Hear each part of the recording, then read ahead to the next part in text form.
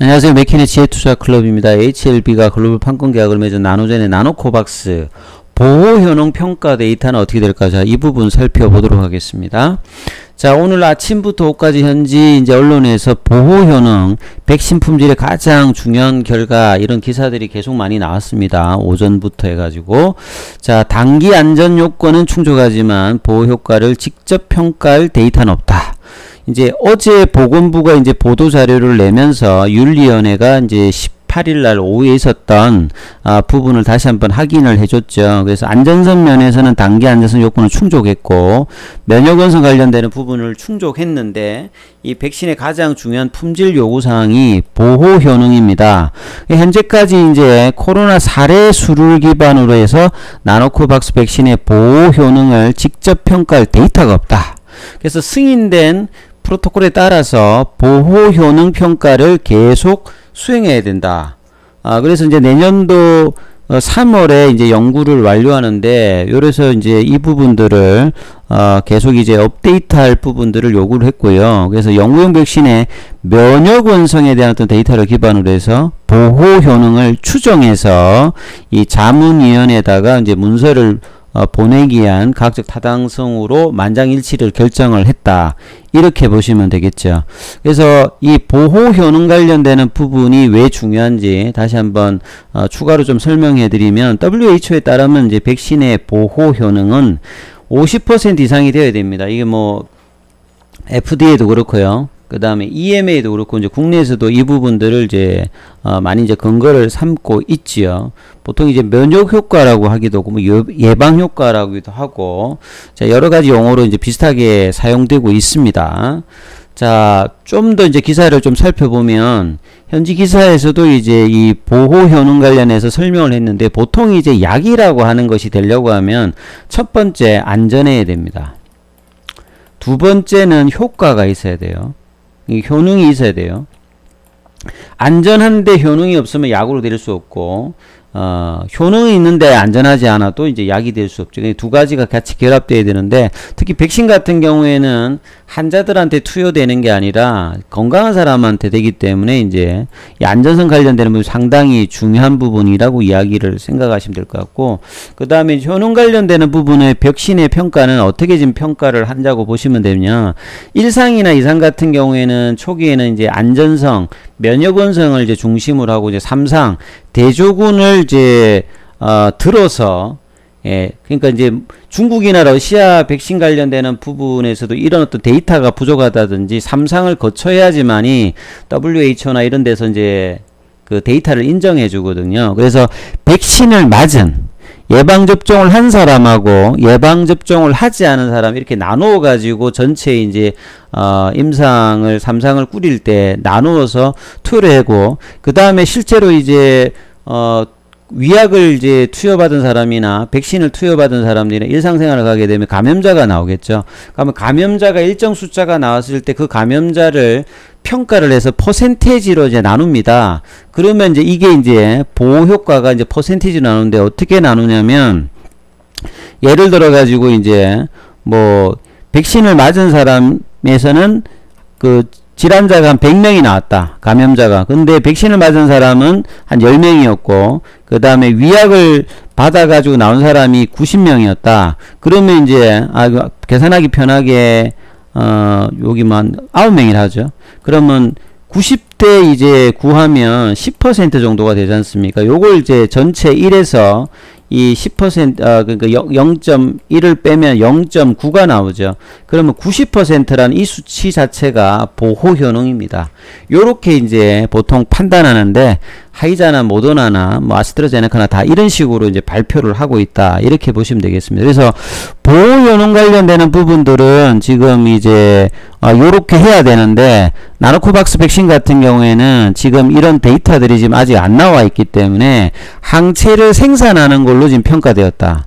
그래서 이 항체로부터 보호효과가 80% 이상인 것으로 추정하고, 실제 이제 보호효과하고 상이하게 지금 돼 있는 부분들은 3상 관련되는 부분에서 이제 투약이 완료됐고, 거기서 이제 감염자가 나와서 이제 대조군하고 이제 비교해서 이제 이 데이터를 내야 되기 때문에, 이 이제 직접적인 데이터가 지금 이제 이번에는 없었다. 이렇게 이제 추정을 하시면 될 것 같아요. 그래서 이 부분들은 시간이 지나면 이 데이터들은 업데이트 돼 가지고 나갈 것이고, 그래서 이제 긴급 승인 관련되는 부분들은 이거 말고도 이렇게 추정해서 하겠다. 그래서 자문이 넘어갔다. 나머지 데이터는 향후에 이제 롤링 리브 형태로 이제 데이터가 들어간다라고 보시면 될 것 같습니다. 자, 이 부분들에 대해서 추가적으로 이제 다시 한번 이 하이자라든지 모더나 관련되는 부분을 이제 뭐 기사를 좀 살펴봐 드리면, 하이자 같은 경우는 한 43,000명 정도를 삼상에서 하는데 무작위 이제 대조 실험입니다.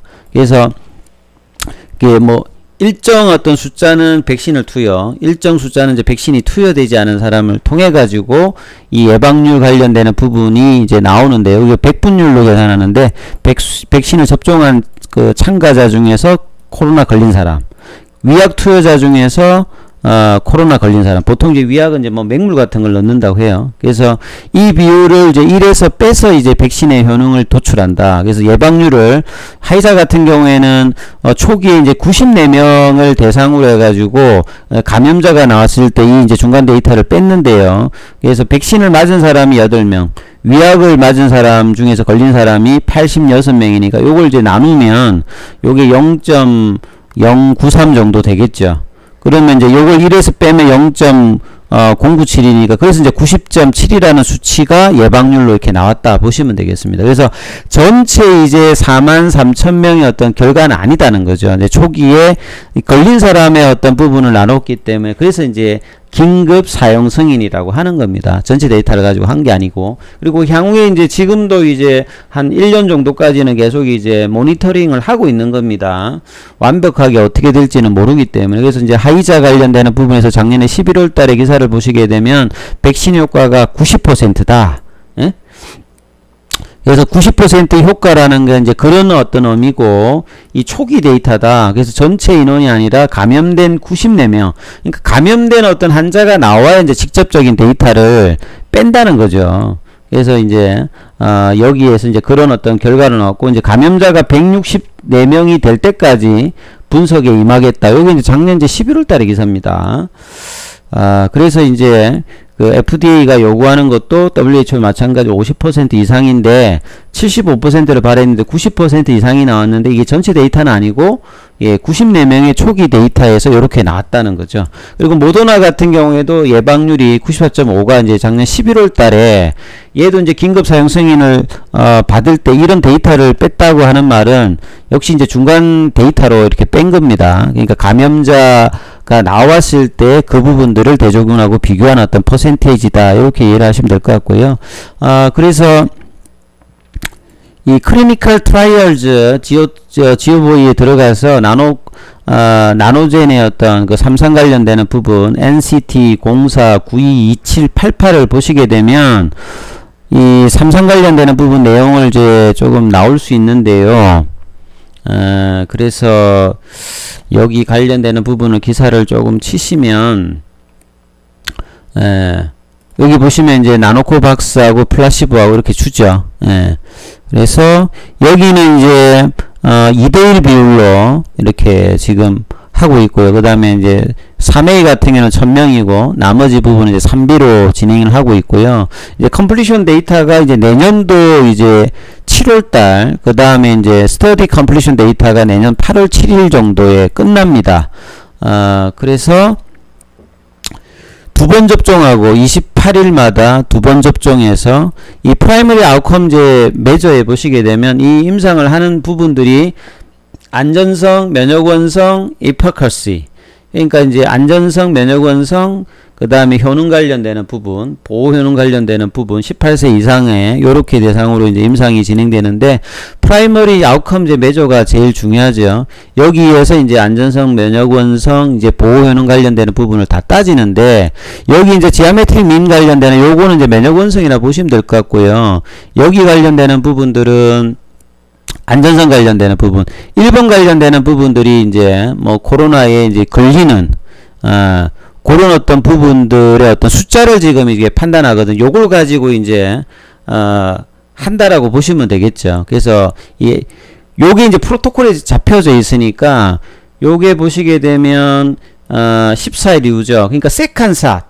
그러니까 2번 맞아야 되니까 2번 맞고 난 다음에 14일 이후부터, 그러면 시간상으로 보면 지금 데이터를 넣었을 때는 요 기간하고 조금 안 맞을 수 있지 않습니까? 그래서 최종 접종하고 나면 3B 입장에서 보면, 그래서 이제 데이터들이 뭐 좀 현재는 데이터가 없었다. 그러니까 시간이 지나면 이 데이터들은 차겠지요. 그러니까 그렇게 이해하시면 될 것 같습니다. 그래서 많은 분들이 질문하셨는데 요렇게 이해를 하시면 될 것으로 판단이 됩니다. 그래서 특별히 문제는 없다. 그래서 이제 뭐 날짜로 보면 3일 이내 자문위원회가, 그러니까 자문위원회 이제 결정들이 이제 어떻게 나오는지 거기서 이제 윤리위원회의 어떤 결정들 부분에서 이제 긴급 사용 승인 관련되는 부분의 어떤 확률이 지금 굉장히 높아지고 있기 때문에 이런 부분을 참조하시면서 수요일 국내장에서 어떤 좋은 결과가 나올 수 있도록 추가적인 어떤 이제 기사가 나오면 계속 이제 업데이트 영상 올려드리도록 하겠습니다. 그리고 많은 분들이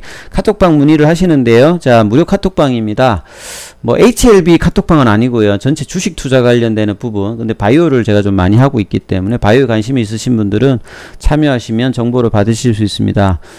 참여 코드가 있으니까요. 이제 이 전화번호로 문자로 남겨 놓으시면 참여, 그러면 안내, 참여할 수 있는 안내 부분들을 연락드리고 있습니다. 자, 많은 참여 부탁드립니다. 여기까지 하겠습니다.